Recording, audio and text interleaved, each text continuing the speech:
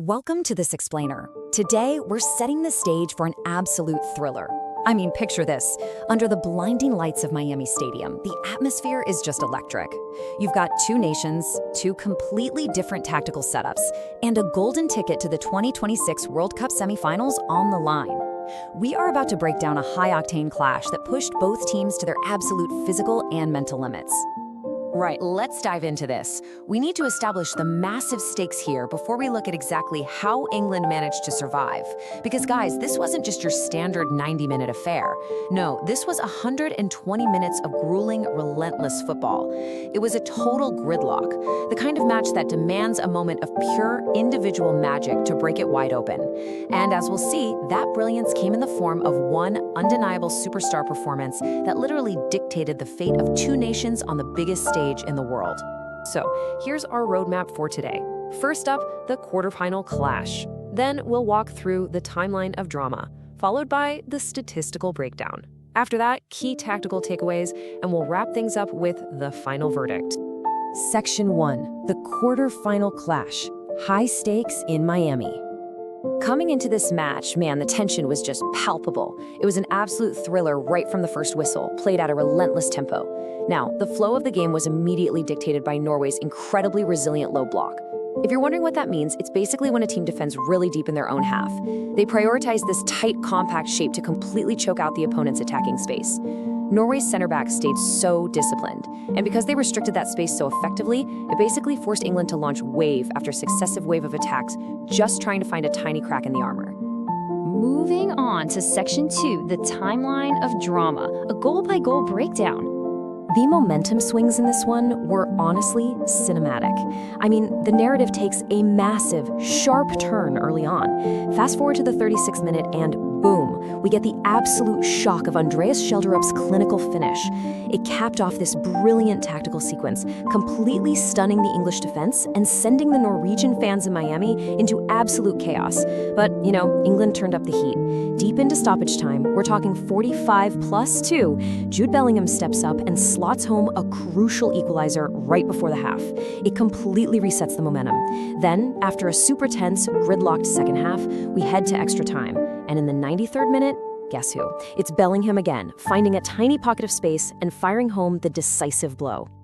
You really cannot overstate the sheer willpower of Bellingham here. He practically single-handedly saved a dominant England side from a really plucky, tactically sound Norway. To find those pockets of space inside the penalty area against a team using such a disciplined low block, that requires an elite level of soccer IQ. As the quote says, he showcased his world-class spatial awareness to deliver an absolute masterclass. When his team was really struggling to find that final killer pass, he just took the game by the scruff of the neck. All right, Section 3, the statistical breakdown. Let's look at this by the numbers. Now that we've caught our breath from that emotional roller coaster, let's look strictly at the numbers, because the post-match data actually tells a really fascinating story. You see, despite England dictating the overall tempo, this fixture was incredibly evenly balanced. You'd normally expect a massive possession skew when a team plays against a low block, right? But look at the numbers. England only held 53% possession, compared to Norway's 47%. Norway was highly effective at keeping the ball during transitions, which turned this into a true heavyweight bout rather than just a one-sided siege. So, what was the real differentiator? Well, it was all about what happened right in front of the net. This really highlights England's superior precision. They logged 14 total attempts, which is a lot, but a staggering 8 of those were actually on target. They were constantly forcing the Norwegian goalkeeper into making these high-profile saves. On the flip side, Norway registered 13 total shots, which, hey, is just one less than England, but they only managed to test the English keeper 5 times. Norway just lacked that final, clinical touch in the crucial moments, whereas England's attacking efficiency was relentless. And when you zoom out and look at the broader match stats, you can clearly see these two teams were trading blows at an absolute elite level. England's midfield engine room completed 605 passes with a 91% accuracy rate. That's huge, but actually consider Norway right below them. 557 passes at an 89% accuracy rate. Norway's transition play was highly respectable. They proved beyond a shadow of a doubt that they could hang with elite opposition. However, you'll also notice Norway earned 7 corners compared to England's 4. And that little detail, it hints at a very specific tactical approach that we absolutely need to discuss next. Which brings us to Section 4, Key Tactical Takeaways, the Tactical Chess Match. For a full 120 minutes, we were basically watching a high-stakes tactical chess match. Both managers were desperately trying to exploit very specific weaknesses. On one side of the pitch, you've got England. They are meticulously controlling the ball, setting the tempo, and just dominating through their midfield engine room. But on the other side, Norway leaned heavily into their set-piece threat. They deliberately used their physical advantage to earn those 7 corners and create these wild, chaotic scrambles in the box. Ultimately, though, the Three Lions defense stepped up big time and managed to clear the danger every single time they were tested. Having said all that, it wasn't a completely flawless tactical execution by any means.